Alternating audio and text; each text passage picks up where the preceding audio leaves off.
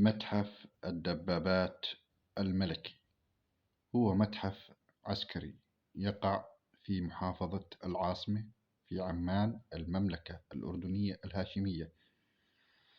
يعد هذا المتحف الأول من نوعه عربيا، وواحدا من أكبر المتاحف التاريخية للدبابات، ومن أكثرها تنوعا في العالم. افتتح في 29 كانون الثاني يناير عام 2018. طبعا نوع المبنى متحف حربي، يقع في العاصمة عمان في منطقة ألم قابلين، شارع الصخرة المشرفة. طبعا كان في الأردن منذ عام 1977 متحف حربي واحد متخصص بالتاريخ العسكري الأردني على مستوى عرض الآليات العسكرية والأسلحة بترتيب زمني، وهو متحف صرح الشهيد، والكائن في المدينة الرياضية أيضا في العاصمة عمان. لقد تم إنشاء متحف الدبابات الملكي بعد أن شهد الأردن مؤخرا نقلة كبيرة في نوعية المتاحف وحجمها وتخصصها، وتعود فكرة إنشاء هذا المتحف إلى عام 2002، حيث كان مقررا له أن يكون في بادئ الأمر في مدينة العقبة الساحلية جنوب الأردن، وتحديدا في الجزء المحاذي لميناء العقبة، حيث كان العديد من الآليات العسكرية المحفوظة هناك في المخازن.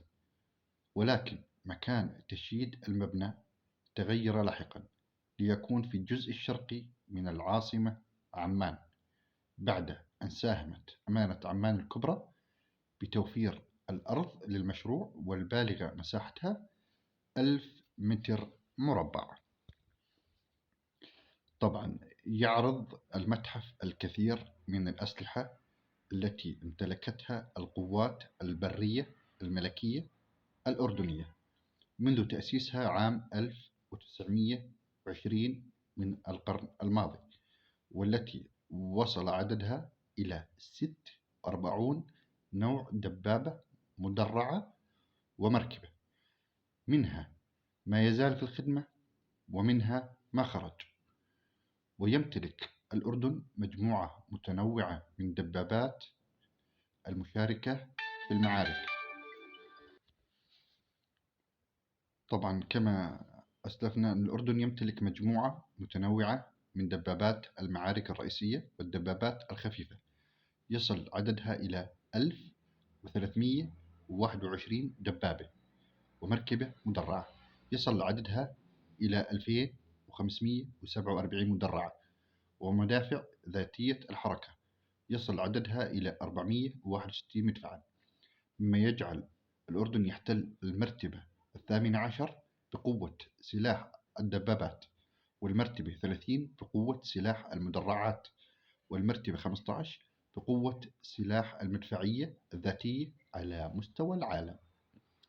كما امتلك الأردن أسلحة أخرى كمدمرات للدبابات، سواء كان بعجلات أو مجنزرة، سلاح المدفعية، ومركبات المشاة القتالية، وراجمات الصواريخ.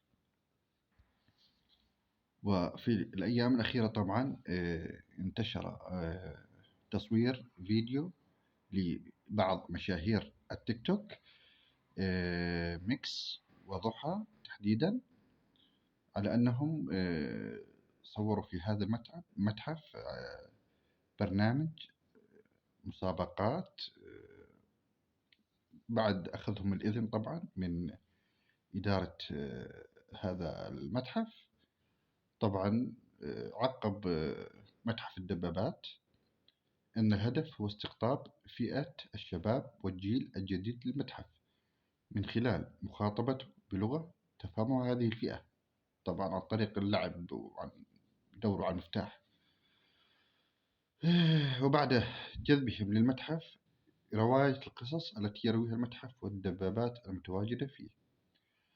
ويبين أن انتقاد لاستخدام هذه الدبابات الأردنية والفوتيك الأردني، ويعني أنه ادعى أنه بضر بسمعة القوات المسلحة الأردنية التي هي إرث الشهداء والآباء والأجداد المقاتلين.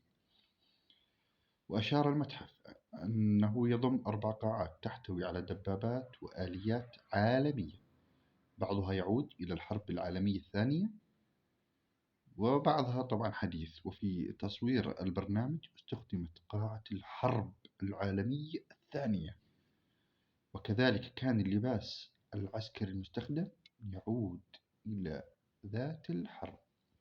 طبعا من هذا المنبر أدعو متحف الدبابات الأردني الملكي إلى دعوة أبناء الشهداء وتعريفهم على هذا المتحف. نحن ليس ضد هذا البرنامج، لكن أيضا من الجميل استحضار أبناء الشهداء وأبناء القوات المسلحة الأردنية والأجهزة الأمنية لتعريفهم على هذا المتحف. ونرجو أن يكون الدخول لهذا المتحف بشكل مجاني، وتأمين باصات لهم أيضا لنقلهم من وإلى أماكن سكنهم. وإن شاء الله أنه بيحفظ الأردن وشعب الأردن. وشكرا لكم أحبتي وبارك الله فيكم.